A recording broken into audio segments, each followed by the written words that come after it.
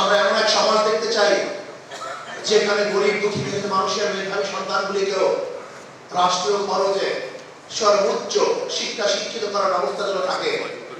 আমরা দেখতে চাই যে ক্ষুধার্ত মানুষের পাশে সরকার দাঁড়াবে। যেরকম ওমর ইবনে খাত্তাব রাদিয়াল্লাহু বলেছেন, আমার খেলাফতের আমলে যদি ফোরাতের পুরো একটা কুকুর না খেয়ে মারা যায়, আমি ওমরকে জবাব দিতে হবে। আমরা সেই সমাজ দেখতে চাই।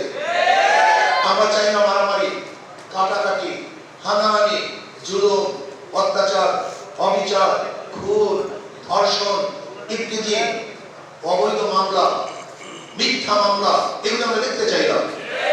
আমরা দেখতে চাই না দুর্নীতি। আমরা দেখতে চাই প্রত্যেকটা ব্যবসায়ী তার ব্যবসা করবে যেখানে চাঁদা দেয়া লাগবে না। আমরা দেখতে চাই যেখানে চাকরিওয়ালাদের পদোন্নতি হবে যোগ্যতার ভিত্তিতে, যেখানে তাদেরকে কোনো টেলিফোনের সুপারিশের প্রয়োজন হবে না। আমরা দেখতে চাই প্রত্যেকটা ছাত্র মেধার ভিত্তিতে ভর্তি হবে, যেখানে কোনো বৈষম্য থাকবে না। আমরা কি দেখতে চাই? আমরা দেখতে চাই মানুষগুলি কি করবে, সেখানে চাঁদাবাজরা আসবে না। আমরা কি দেখতে চাই? আমার মা বোনের রাস্তায় বের হবে কিন্তু ইফতিজিকের শিকার হবে না, ধর্ষিতা হবে না।